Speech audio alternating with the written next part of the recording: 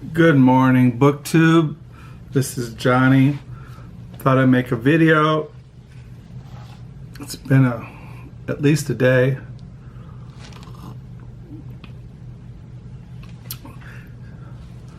Hope you're all doing well in this new year, 2018.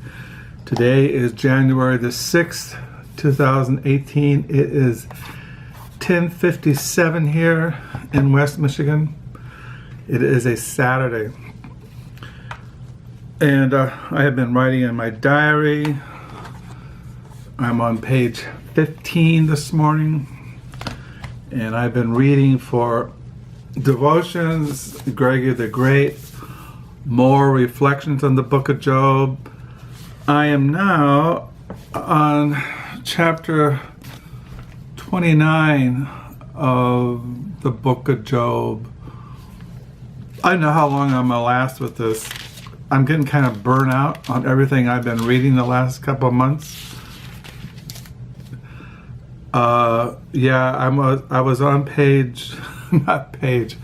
I'm on chapter 29 of Job in the More Reflections on the Book of Job by Gregory the Great. Job further continued his discourse and said, "Oh that I were as in months past, as in the days when God watched over me, when his lamp shone upon my head, and when his light I walked through darkness.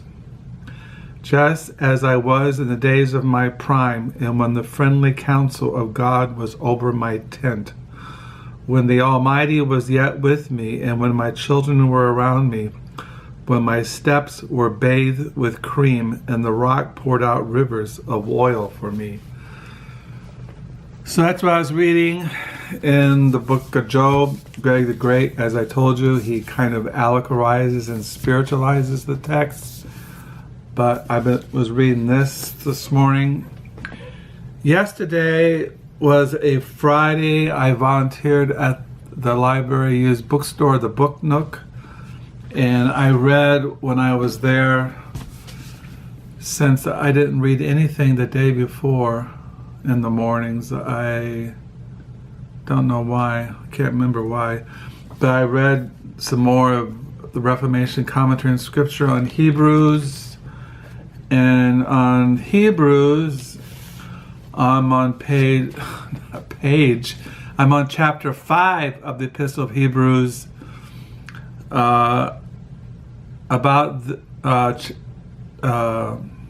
This section is Hebrews 11 through, I gotta wake up here, chapter 5 verse 11 through chapter 6 verse 3.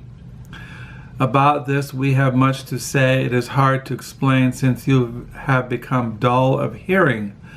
For though by this time you ought to be teachers, you need someone to teach you again about the basic principles of the oracles of God.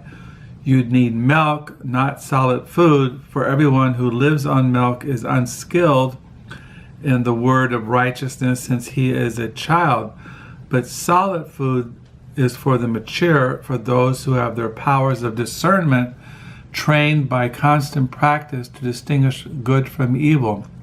Therefore, let us leave the elementary doctrine of Christ and go on to maturity, not laying again a foundation of repentance from dead works, and of faith toward God, and of instruction among washings, for the laying on of hands, the resurrection of the dead, and eternal judgment. And this we will do if God permits. So that's where I'm at in the Epistle of Hebrews.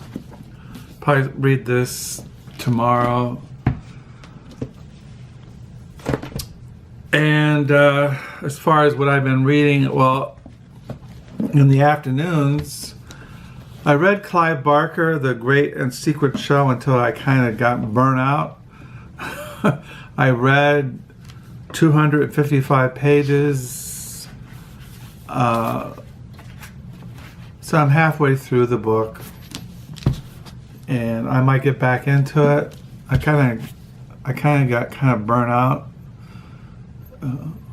sometimes I read something and I read it and I read it and I read it and I get really into it and I get really wrapped up into it, and then I have to just stop and let it think about it, let it settle. So I do that. And then after I got burnt out on Clive Barker, The Great and Secret Show, I picked up again this novel I showed you. This is more not so intense as Clive Barker. It's more of just a literary novel, literary fiction. It's called The Dark Man's a novel by Nicola Barker. And so I've been reading this. Telephone's ringing. I don't know who it is. No one ever calls me. Plus, also, I have the answering phone on Do Not Answer. So I was reading this, and then when I was at the Book Nook, I got some books. When I volunteer at the Book Nook, you get one free book. So my free book I got was this kind of, it's like a commentary on the plays of William Shakespeare, called Shakespeare After All by Marjo Gaber. And she goes through, it says here, a brilliant and companionable tour through all 38 plays. Shakespeare After All is a perfect introduction to the bard by one of the country's foremost authorities on his life and work. Drawing on her hugely popular lecture courses at Yale and Harvard over the past 30 years. Now this book came out it's an Anchor Books, came out in 2004.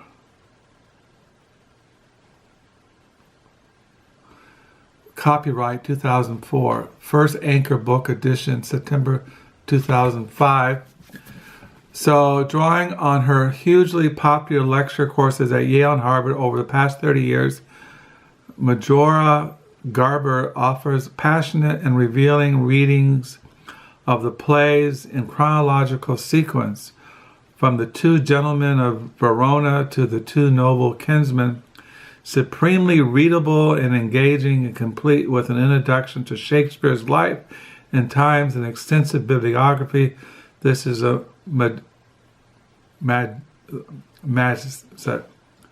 magisterial, I can't pronounce that word. Magisterial work is an ever-replenishing fount of insight on the most celebrated writer of all time. Yeah, I have a William Shakespeare collection, even though I have never read. Well, many, many, many years ago, I tried to read Shakespeare, and I just completely failed.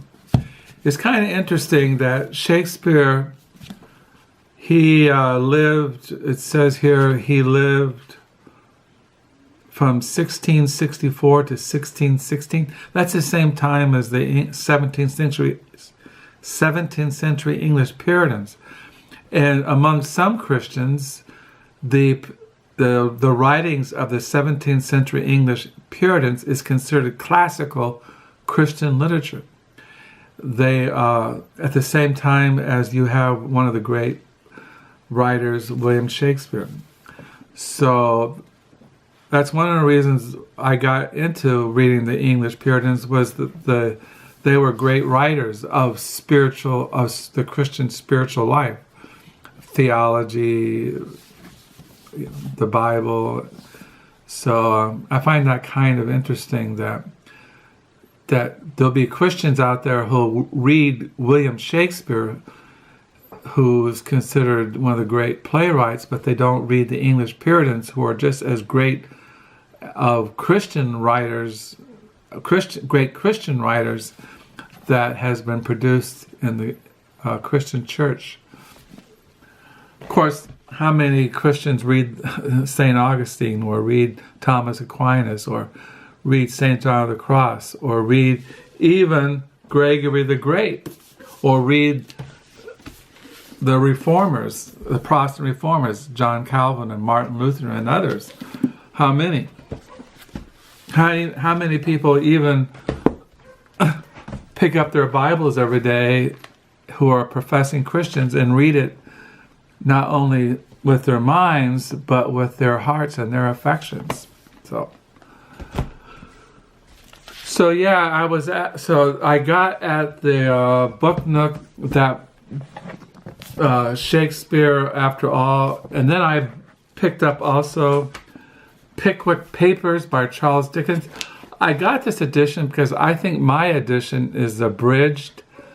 I'm not really sure. I have to go dig it up. I have a big Charles Dickens collection, but it was only 50 cents, and I like the, I think mine edition is a little bit beat up.